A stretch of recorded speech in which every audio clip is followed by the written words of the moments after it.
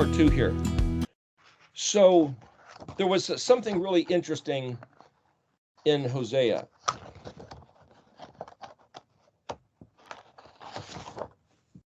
I've talked before about how the alphabet letter sequence can be read as different things. Mentioned it last week also about if Aleph is first person self-referential, well, is that the creator? Or is that me if I'm talking? Or is that Israel? Or is that humanity in general? And that you could find all through Scripture numerous places, hundreds of places, where you could read the Mishkan pattern sequence, the alphabet letter sequence. So as I was looking in Hosea, chapter 1, verse 2, it says, "For the land is straying completely from following Yahweh." Well, that's kind of like this title of what's going on in the whole book of Hosea. That's kind of then the Aleph. Well, it doesn't say I am and I will, so I'm trying to show you that these letters are concepts, thematic logograms. They're not just letters that Aleph is ox and Bet is house and Gimel's camel, but there's this association in the sequencing that you can read this underlying message. And so I was going to show you this alphabetic sequence in Hosea.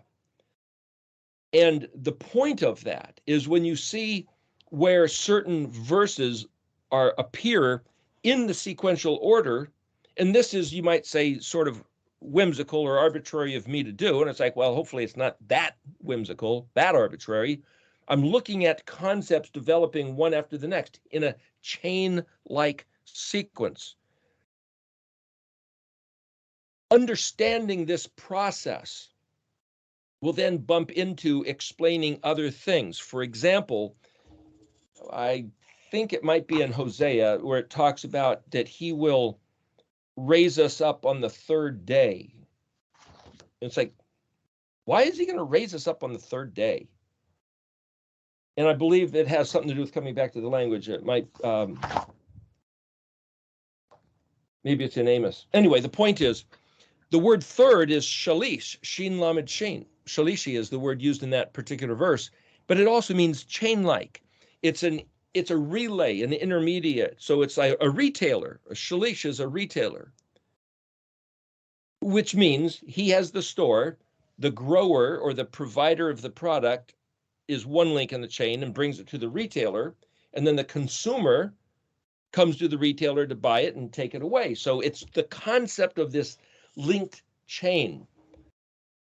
It's just the number 3. But when you see the number 3, it includes this other concept, this other picture that you have to bear in mind in order to get the full idea of what's going on. It's just not the number 3 as to say a certain count.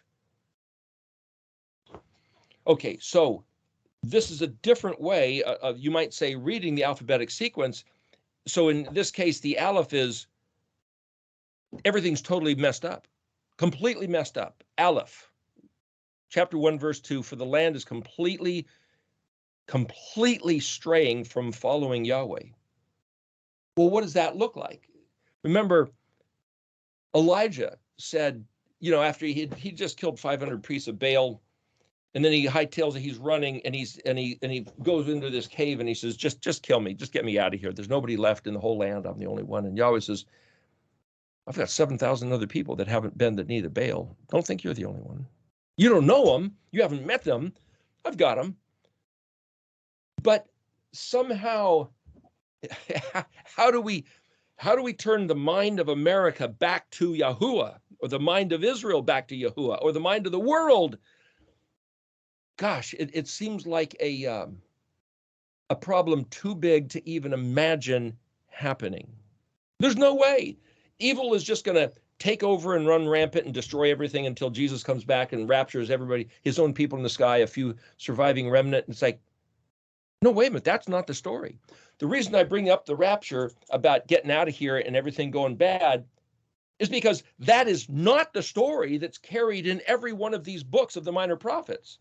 As a matter of fact, I believe every one of the books ends with, the kingdom belongs to Yahuwah, and he's going to save his people, and he's going to give his people, he has for his people a promise, the Zadi set before his people having a pure heart. in the position of the pei, the open mouth, those fellowshipping with him at Sukkot. So what you see embedded within the pattern is reestablished by the narrative of these various books of the minor prophets. And we're going to be talking about minor prophets again next week too. But just saying what's in Joel, Amos, Obadiah, when you see what's written there, hopefully it's reaffirming, it's encouraging, and it's a sure, you might say, a traffic sign, a billboard indicating the way that we're on is exactly the right time, the right place. What we're doing by studying these words is exactly the right thing to do at this time and this place in time and space. Going back to Hosea, chapter 1, verse 2, the land is straying completely. If that's the Aleph, Bet is the, you might say, is the manifest. So it says, Lo me, chapter 1, verse 8, you are not my people, I will not be yours. See, this is the response to saying, take words with you and say, be mine. He says, no, I'm not yours. Shut up and get out of here. I'm sick of you. I have had it. Anki lo ehye lakam. Interesting, two of the three words that are translated I am. There's ani, aleph nun yod, used numerous times in here. This is aleph nun kaf yod, anki lo aleph he yod he. So aleph he yod he ehye. Anki lo ehye lakam. I'm not yours. I am not, I am unto you. See, it doesn't say I will not be yours. So in English, it leads you astray. What does ehye mean? I am. Anything you need, come to me.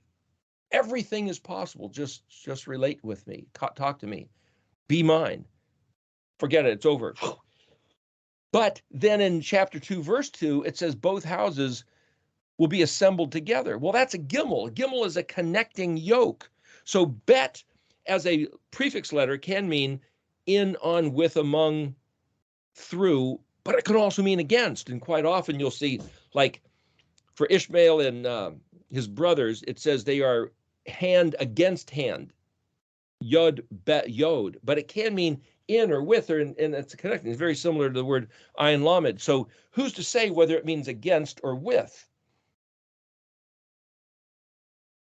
Gimel is this, like this yoke, neck, this nexus.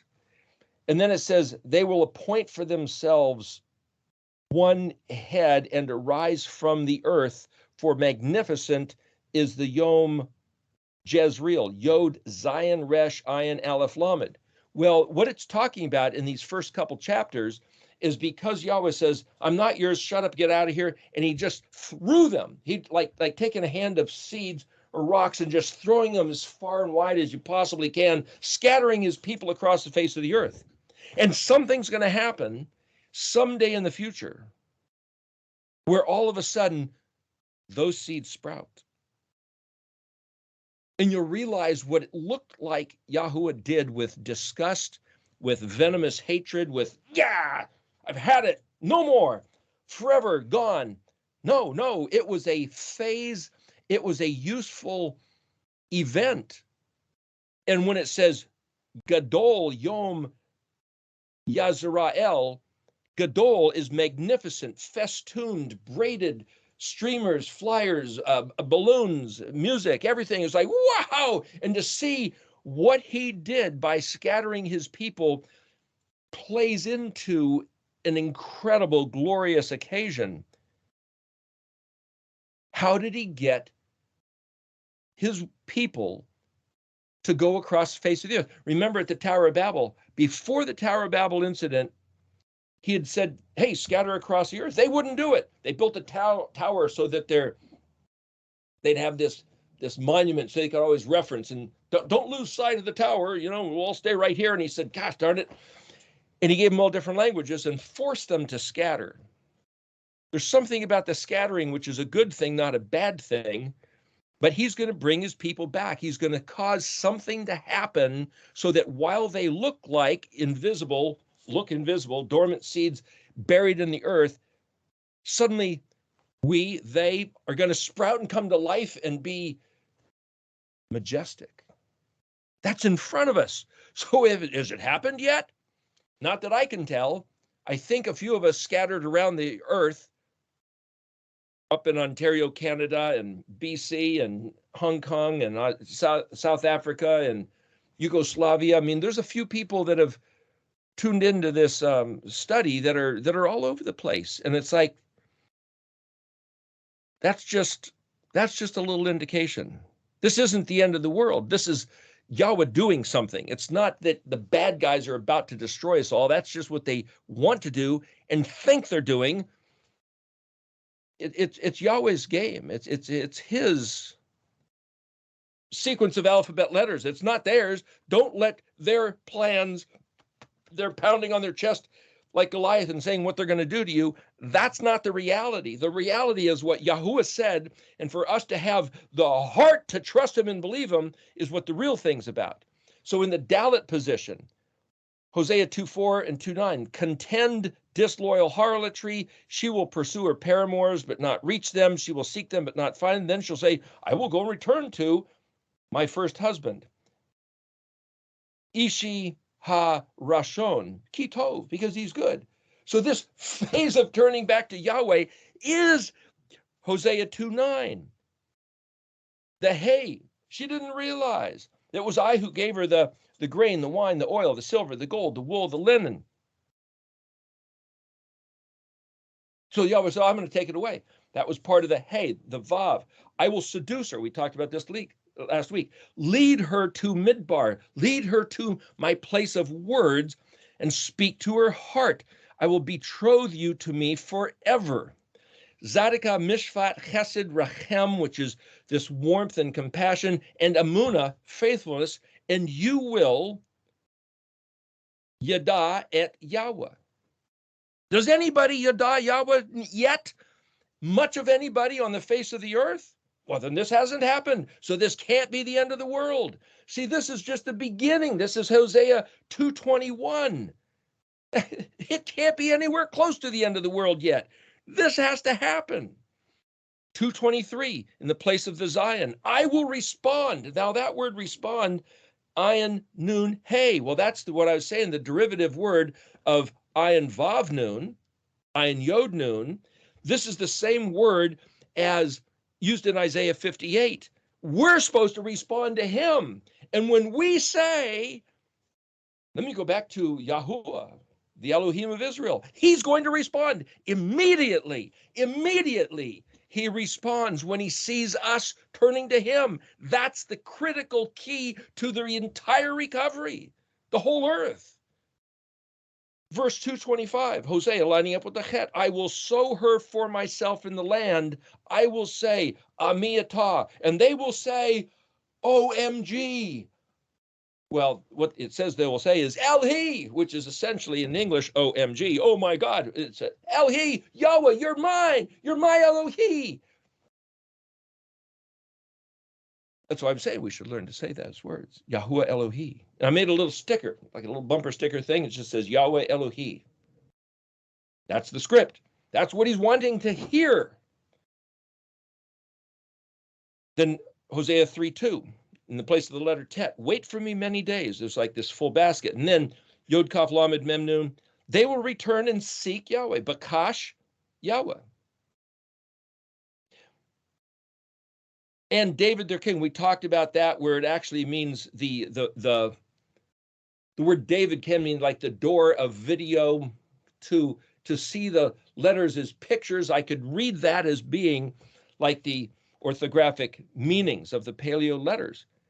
And goodness, seek Yahweh their Elohim, David their king, Malachim, which is actually walking as beloved in the things he said to do. That's the way to read their king.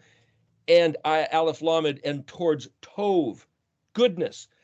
Seek towards goodness. That's the Yod. The Kaf. I'll send this to Kurt. Shema Dabar Yahweh B'nai Israel. Listen to his Torah. Listen to what he said. Lamed, because no truth, kindness, knowledge of him, of Elohim in the land.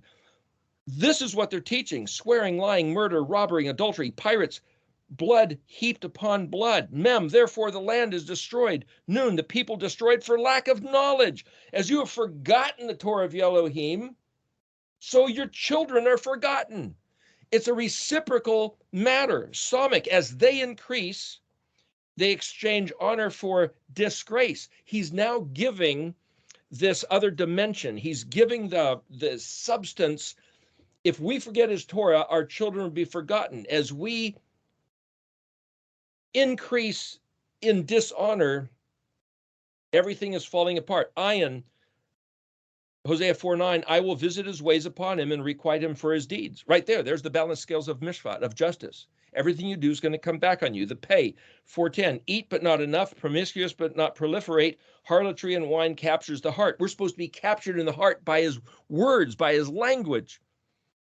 And so you look at, somebody said there was 63 million abortions have been done, I think was the number that I heard on the radio the other day. And then you look at all the people that are dying with heart failure since they had this other thing going on within the last 2 years. And yeah, that was part of the promise. Your children won't reach adulthood. The zadi, the sprout, harlotry and wine. And then the kuf, 4:13, idolatry on the mountaintops and hills under the shade trees. Daughters commit harlotry and adultery, and I will not punish them or stop them or correct them because their parents are doing it. It's like, okay, you guys are on your own. We're done. Hosea 4:14, in the position of the resh, the people that does not understand, bet yod nun, will lamed bet tet, which is stumble, is the way it's translated. But if you look at the words for bet tet, it's a womb, a place of concrete, to swell, utter, pronounce, and express. It has to do with language, bet tet aleph, but it also means worry, trouble, vex, torment, anxiety, toil, exertion, effort, desperation, to thrust. So he's saying, if you don't understand what Yahuwah said, then all your worries, because of all the words, is going to, well, it'll kill you, it'll destroy you with grief, with struggle, because of the words you believe. The whole idea that this lines up in the resh position in the alphabetic sequence is to say, what is an honorable man? What is a man of dignity, a man of Elohim, a Gabor Yahweh?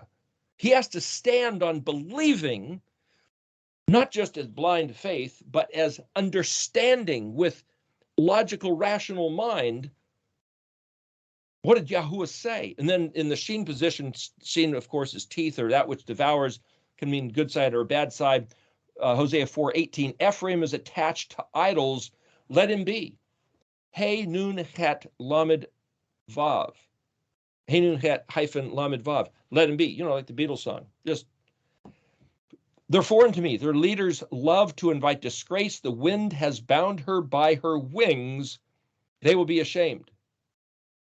That's a strange sounding verse. Hosea 4:19, the wind, speaking of Ephraim, the wind has bound her by her wings. So I analyzed that verse a little bit more. Zadi resh resh means image, mummy, oppression, vex, tied up, hostile, distress, narrow, or shape. Ruach.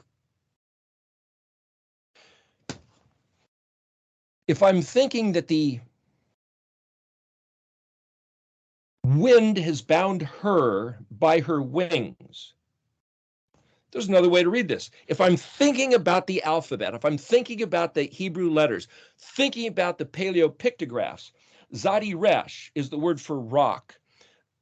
Mitzra'im, Mem Zadi Resh Yod Mem, that's the word for Egypt. It was a place between a rock and a hard place, straits of oppression. It's like the Straits of Gibraltar. You got the whole Mediterranean Sea and all the nations that are north and east and south and north coast of Africa there, and they're all, this choke point is the Straits of Gibraltar. You got to get out of there to get to the Atlantic Ocean.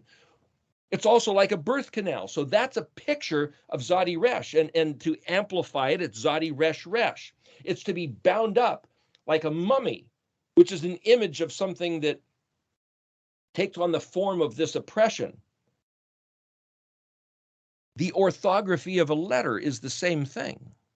The letters are imagery, orthography of a concept, a thematic logogram. The logogram, the logo comes from Greek logos, which is where we also get the word logical and legal.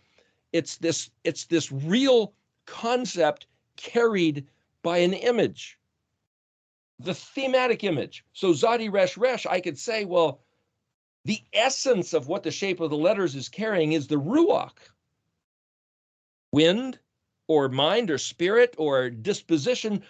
So now I'm imposing, reading on this verse, Hosea 4:14, that the shape of the letters and the spirit that they carry, the very next word, the third word in this verse is Aleph Vav Tav Hey. Well, Aleph Vav Tav is a letter of the alphabet. Literally, that's what it means. But it also means a sign, a symbol, an oath, or an agreement.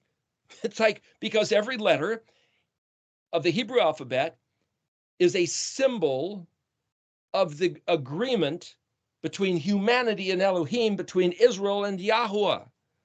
That's what they are. And this is saying this, but it won't tell you that. And you look at the English translation. The next word is Bet Kaf Nun Pe Yod Mem. Well, the word kanaf is wing. So that's why they say the wind has bound her by her wings. And it's like, wait a minute, they didn't even translate the word Aleph Vav Tav Hey. Her wings, kanaf Yah, bound, oh, that must be her. It's a throwaway verse in the word in the translation.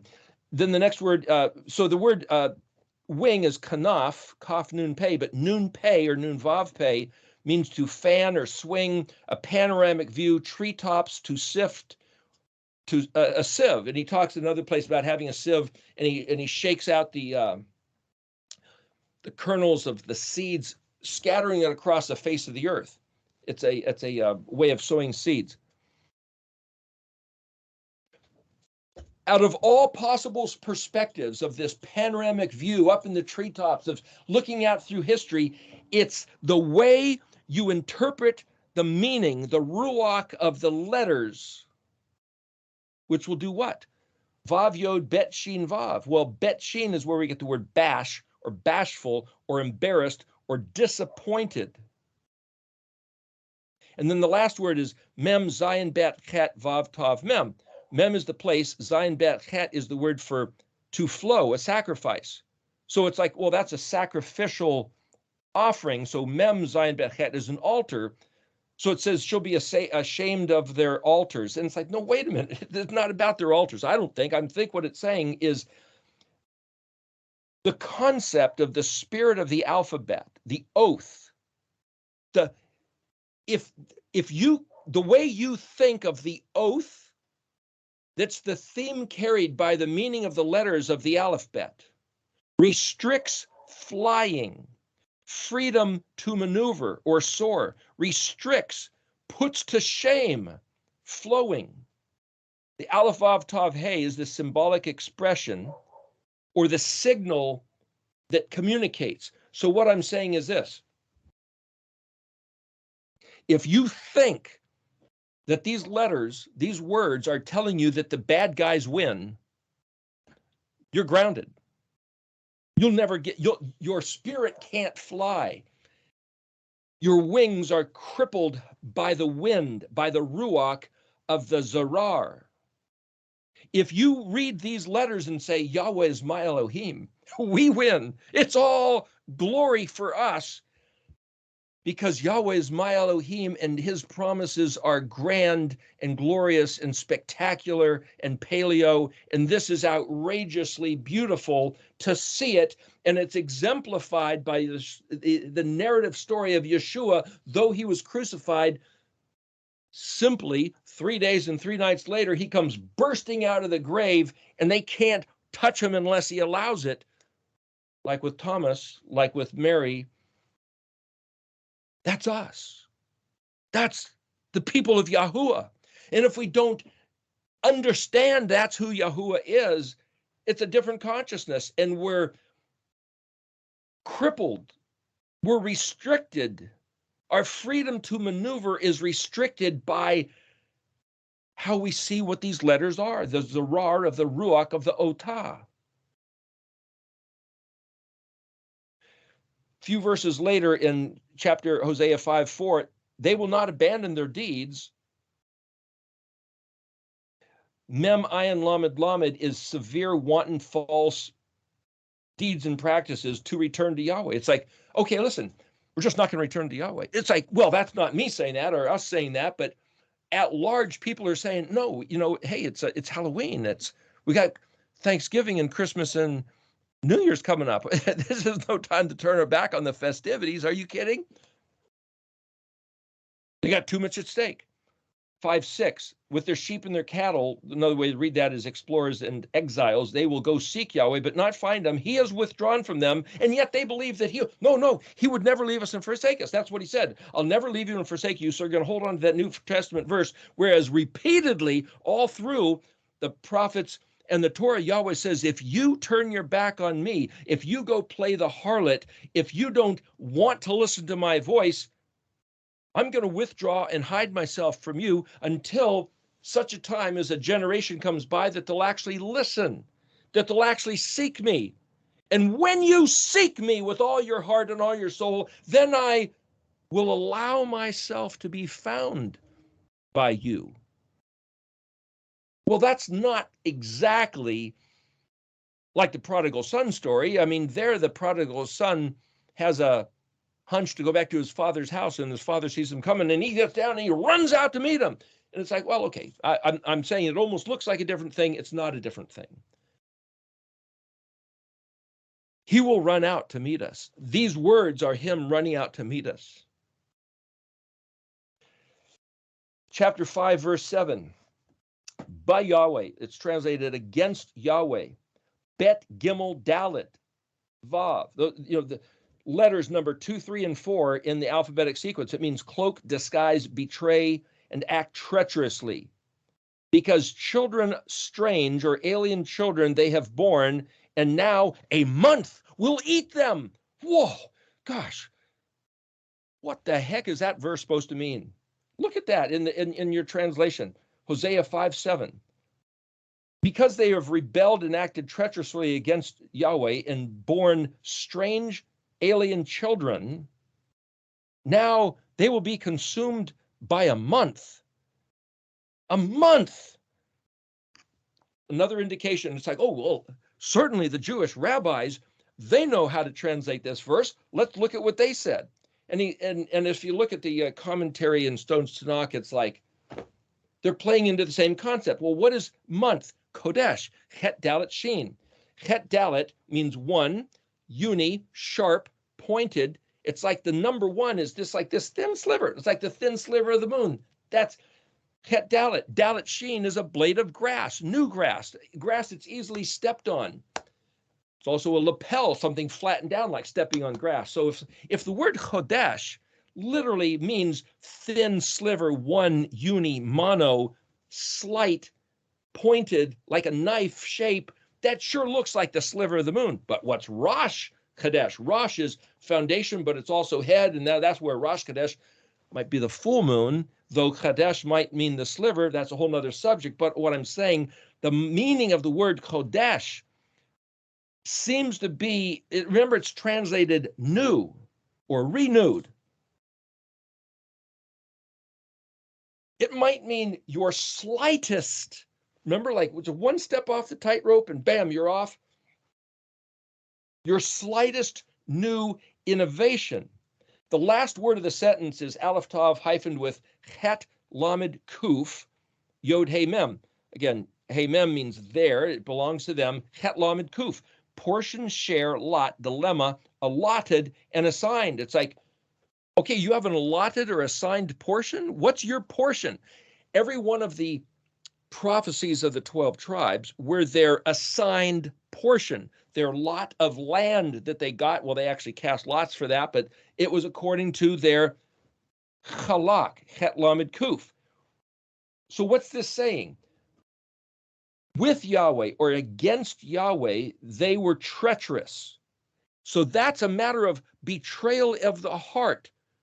swearing obedience. Yes, we're your people. Yes, we love you. We want to spend eternity in heaven with you. We'll do whatever you say, but woo-hoo, there's no law. We don't have to do a dang thing. So we're off doing anything we want, which is nothing, which is frolicking in the festivities of all the pagan cultures that you said not to, but that was to the Old Testament, guys.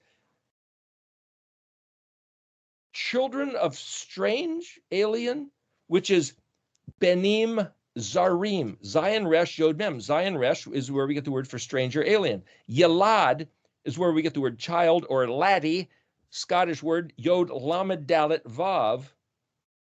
But the word Benim is not just children, but it also means buildings. The word Bina is understand. Remember, we were just talking about in 4:14, the people that do not understand will stumble. So understanding, applying your rational human consciousness is really big with Yahweh. It's huge. And I remember I was told, I mentioned before that somebody said, to think is carnal. Better be we led by the wind of the Spirit. It's like, it's kind of the other way around. It seems like Yahweh wants us to have wisdom and understanding, intellect, knowledge, shakil, da'at, chakma, bina. Why is it so disdained in our culture? Our culture of religious zealots. There's another word, another verse I don't think we're going to get to today, running out of time already, but it says they pretend to say, oh yes, Yahweh, we're your people, but it's pretended, it's feigned, it's empty words, and he's well aware of the fact that it's insincere. But this is saying that if it's children that are the strange that are being born, or is it buildings like temples and churches and cathedrals, which are designed to be something that have nothing to do with him? Doctrines and buildings and children that are alien. So now, ata, ayin tav hey, yod aleph kaf lamed. Well, that means literally to eat, to be devoured. Kadesh et chalekiham. Their assigned portion is to be devoured by the slightest new innovation that they come up with. In other words, there's the tightrope, the straight yashar derek that Yahweh says, this is my word, this is my Torah. Every new little gizmo you guys come up with of doctrine, Nadab and Abihu with their incense burners, you're done, out of here, bam, dead on the parade ground floor, right there.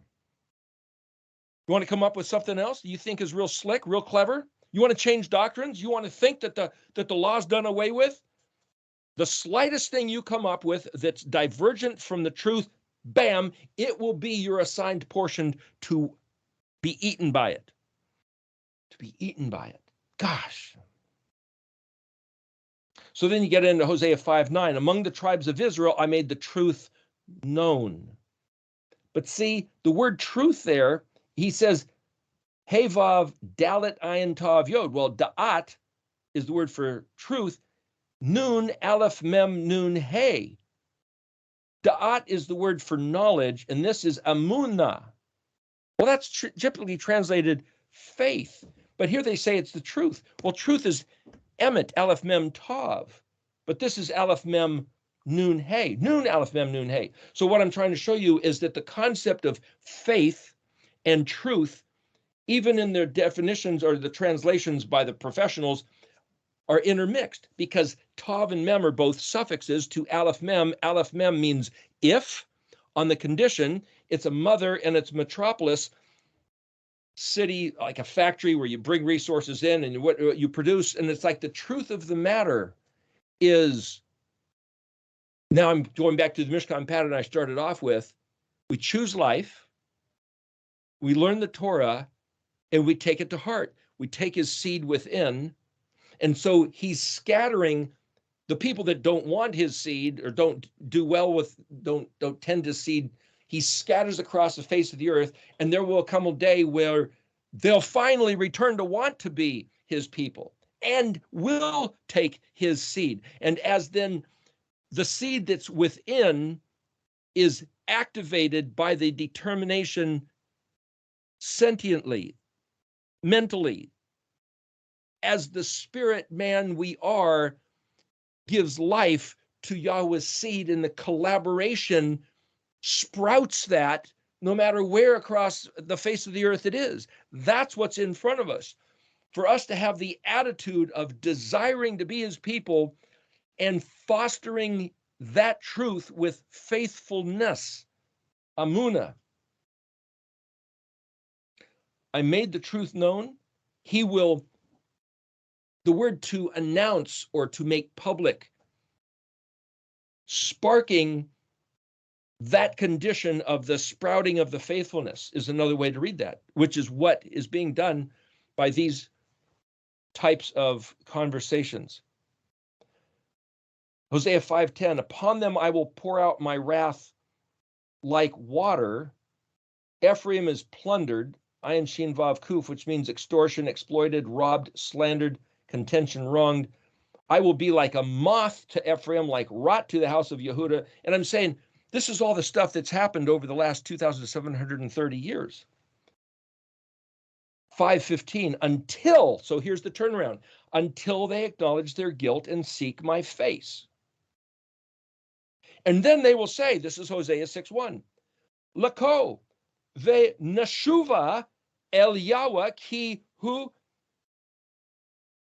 let's go, and teshuva, nashuva, noon prefix like this lightning bolt, let's do that, which is what we're saying. This is the theme of this whole Erictology study. Let's return to Yahweh, and because he's good, and it says he has mangled and he will heal. Mangle, tet resh pei, and he will heal, Rapha, resh pei aleph. He has smitten us, smite, yod kaf, but he will bandage us up. Chet bet shin, dress the wound. Verse 2, Yod, Het, Yod, Nun, Vav. Het, Yod is life. Het, Nun is graceful and amnesty. Waters, Mem, Yod, Mem, Yod, Mem. Mem, Yod, Mem is water. Plural is Yod, Mem. But it's translated that Im is days. And so because it's multiplied, there's two. So it says 2 days. He will restore life to us after 2 days. Or that's basically the way it's translated. Something about waters, days, or the seas. His graceful amnesty like water. There's something about water. Remember, he poured out his wrath like water, but water wants to find its own level with mishpat. What will calm the waters down? His people turning back to his words. Our heart is going to calm his waters of anger down. On the third day, there's that word third, which is Hosea 6, verse 2. Hashalishi yikomenu. He will raise us up on the third day. Well, that's the chain-like thing. In 2,730 years, a day for a year, that's basically like on the third day. Vav nun chet yod hey. Again, chet yod is live. Nun chet is console, rest, quiet, lead, or guided unto. He will lead us. He will raise us up and lead us to his face. Lifnei. Peinun, though, remember, is the mouth that opened and that which lives inside. It's like his face, his countenance. He will lead us to understanding how to change the expression on his face by regarding his words. That's what he keeps saying. This is the answer to how to change what's going on the face of the earth by changing what's going on in the face of Yahuwah, and it's all up to us to be his kadoshi, his chaneni, his graceful, coquettish daisy, trembles at his word, seeks his heart. What do you want me to do? Quit thinking, well, it was all done away with. We don't have to do anything. That's just stupid wrong. What do you want us to do? Sit down on Shabbat, regard his Moedim, learn his language, be righteous and chesed, tender loving kindness with one another. Verse 3, announce knowledge, nun dalet ayin hey. Nun resh dalet pei hey. Follow zealously, strive eagerly to reach, pursue, chase, drive off.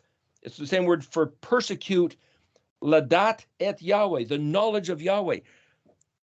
Sitting here week after week for a couple hours, or sometimes 4 or 5 hours, just pushing the chase of what do these words mean is the doing.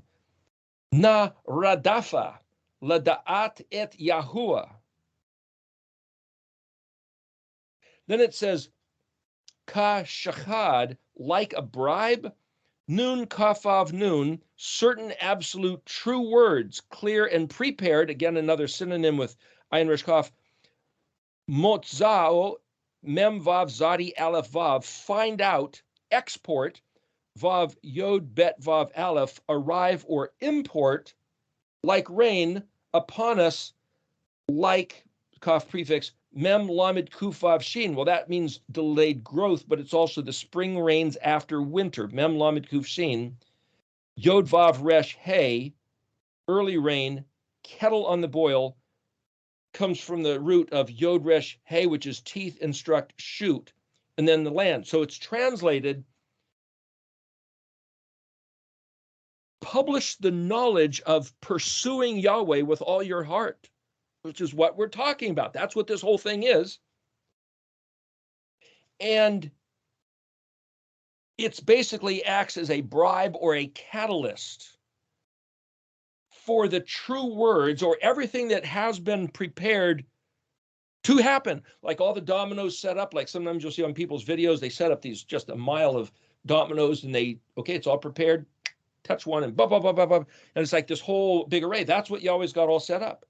And we are an integral part of that happening, for us to have a heart to hear his voice and do what he said, to find out, to import, to foster it happening, and it'll be like the rain after a cold, hard winter. It looks like everything's dead. It looks like there's no chance of anything turning around. Oh, it'll turn around. Just like putting a kettle on the boil, it'll be screaming hot, it'll turn around. So no matter what the giants say, the big shots, the bad guys that think they're running this place, they're interim custodians until Israel wakes up. That's kind of like right now. Then it sets up Hosea 7. Woe to them, for they have, now he's telling us the problem. So what I was trying to do here is show you, okay, so from Hosea 1, verse 2, starting with the Aleph, running through 5:4, they will not abandon their deeds. That's like running into the Tav. Ephraim is attached to idols, Shin, so they're going to be destroyed. And then it jumps into this whole other way of looking at it, saying there is a turnaround. That's the alphabetic sequence showing you the progression of the attitude of what caused all the problems. And we're right now, 2022, last days of October here. I've heard of some mighty horrible things about to happen in the month of November if Goliath gets his way.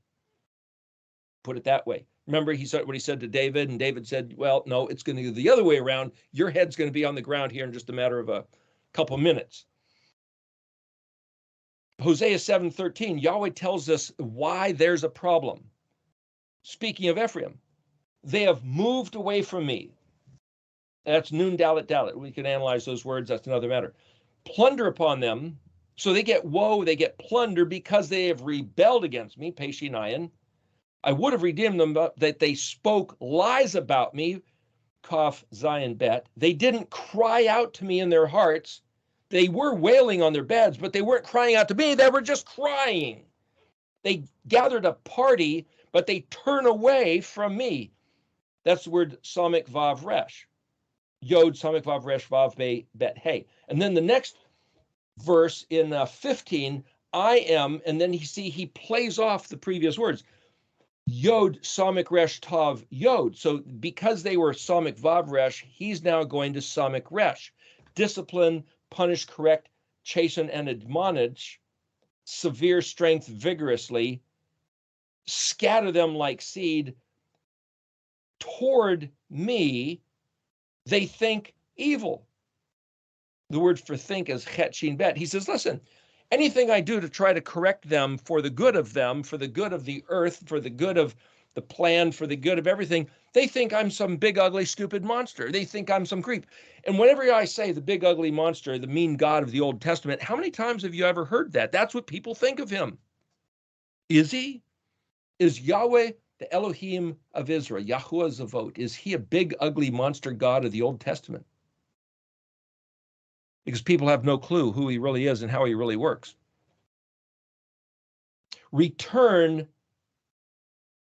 They return, verse 16, not to be yoked. They are like a bow. Kufshin tav, we talked about the word bow before, but kufshin is stiff, rigid, severe, cruel.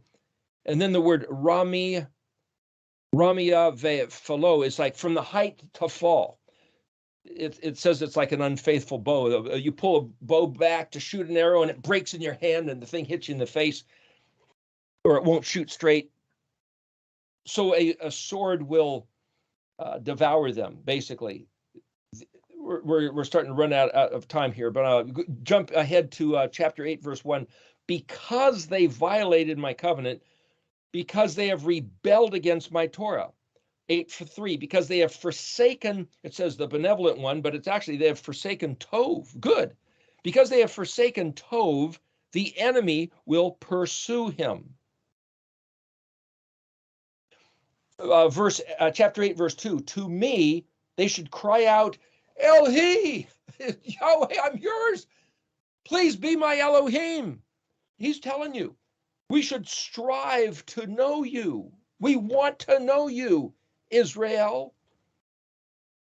Hosea 8:2. It's a very simple solution, a simple remedy. He's telling us right here how to get out of this whole mess.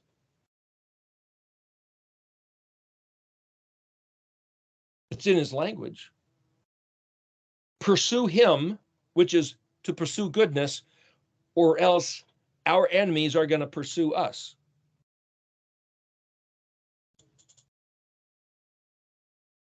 They sow the wind, they'll reap the tempest. If there's a sprout, it'll produce no flower. And if it does somehow produce flower, raiders will swallow it.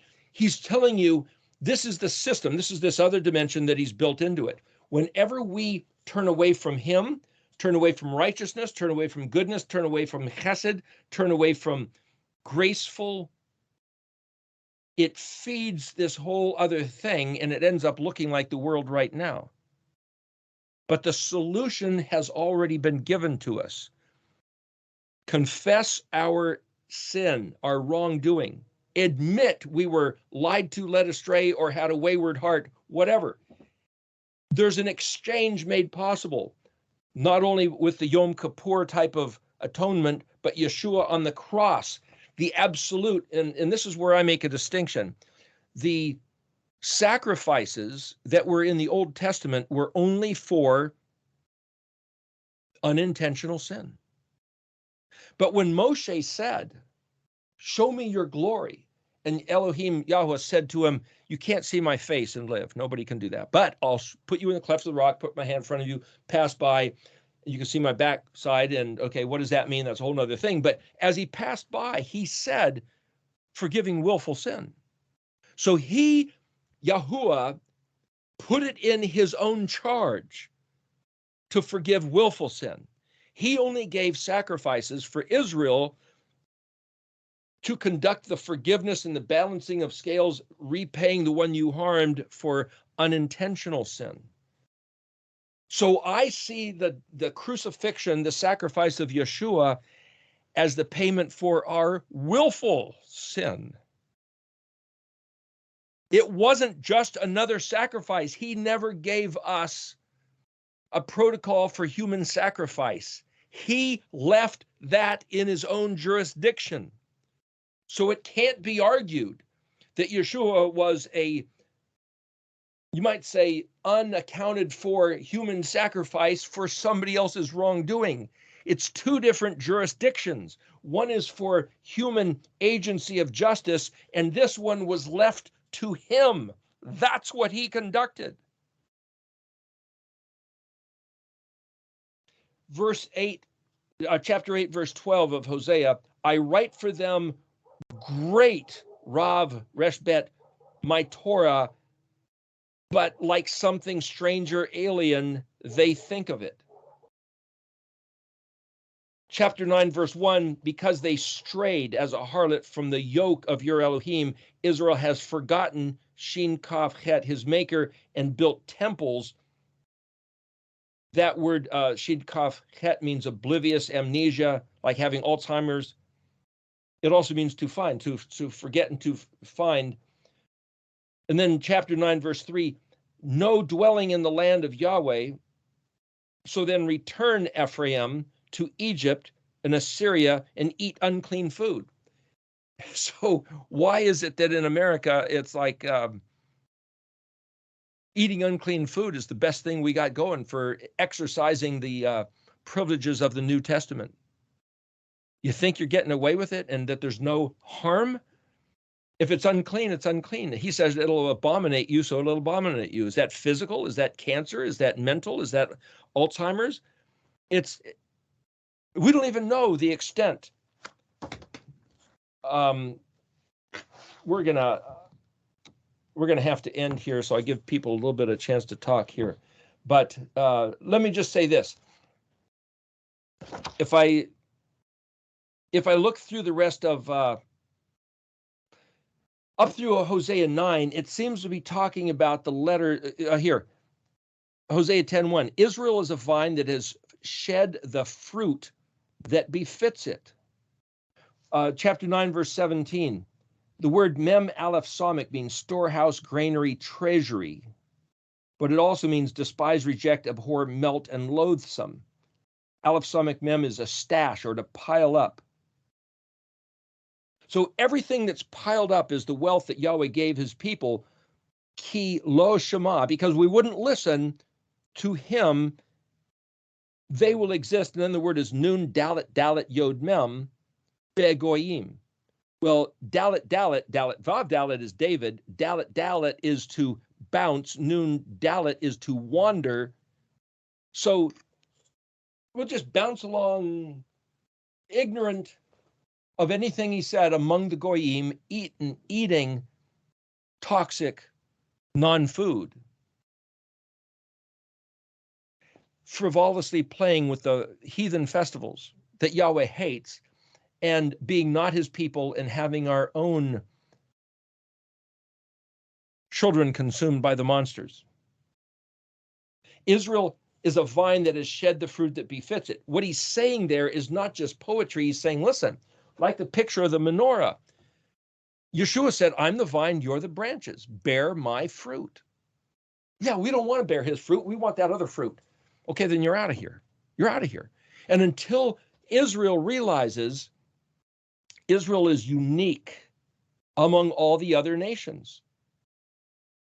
Chapter 10, verse 2, their hearts have become detached. Now they will become desolate. It's like if we're not rooted as a vine into Yahuwah so that we're with his water, with his nutrients, with his ruach juices flowing through, producing the fruit,